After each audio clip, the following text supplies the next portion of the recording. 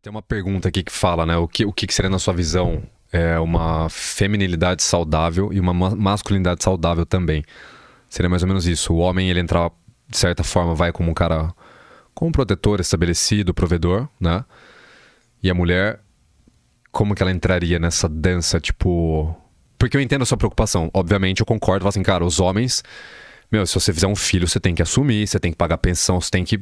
Conversa com a paternidade que a gente falou lá atrás. Eu falo assim, vamos supor, você vai... Eu, por exemplo, eu não vejo sentido de alguém namorar alguém se não for pra, talvez, levar pra um casamento. Você vai namorar a pessoa por 40 anos, cada um faz o que quiser, óbvio. O sexo, ele tem uma função prazerosa. Beleza.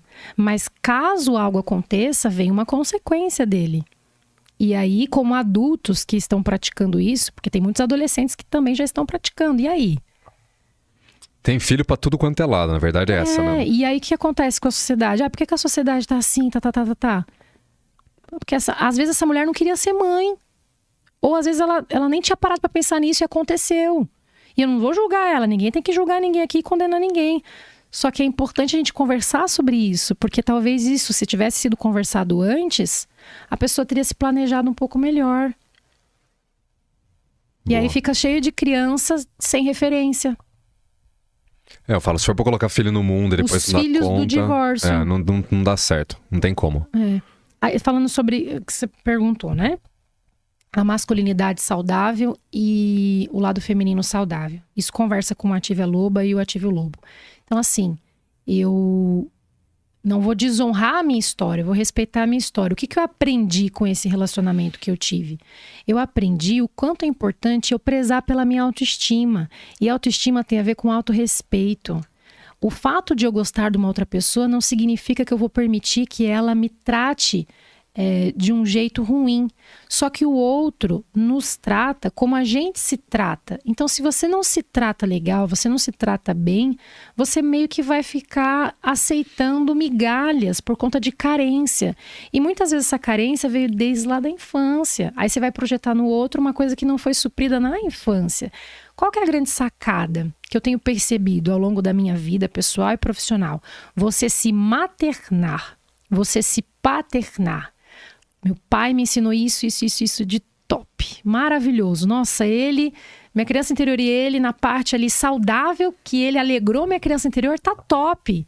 Vou levar isso pros meus filhos eu me tornando mãe. Tipo, esse lado divertido de alegrar uma criança. Minha primeira formação é pedagogia. Eu levei isso para muitos alunos meus. Eu procurei reproduzir isso. Minha mãe também não ficou atrás nisso. Eu vou entrar na parte do feminino que tem tudo a ver com ela. Então, nessa parte assim, nossa, top. E procurar um homem que converse com isso positivamente, mas não cobrar dele que ele seja igual ao meu pai. Porque se eu for cobrar, do homem ele ser igual ao meu pai, eu vou estar me iludindo. E isso não vai fechar, porque a outra pessoa é outra pessoa.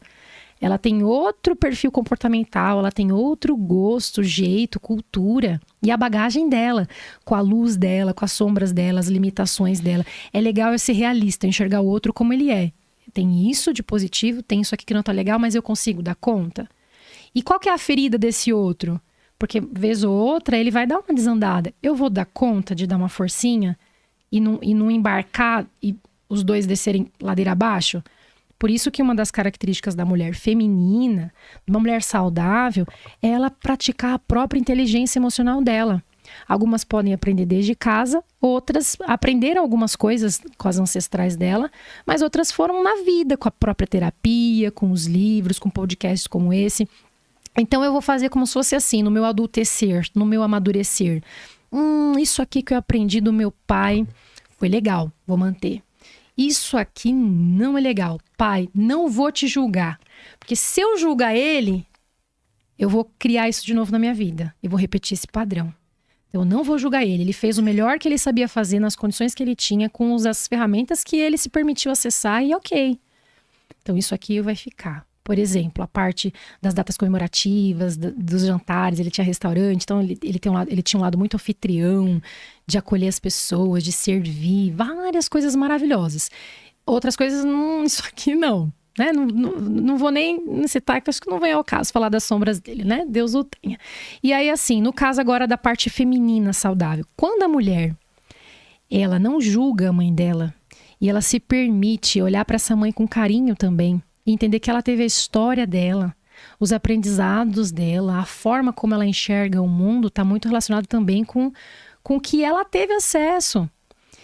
E aí, quando você não julga essa mãe, você volta para o seu feminino.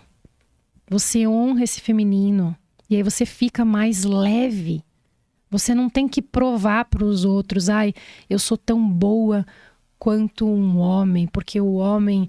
Isso é muito antigo, mas assim, porque o homem tem o falo, então ele tem. Isso. A mulher não tem o falo, então ela não é um... Ela sente menos de alguma forma, né? Porque não tem... A nossa força é em aceitar quem a gente escolhe ser, porque aí entra a parte, inclusive, da psicologia, né? Escolher ser mulher, né? Escolher aceitar ser feminina.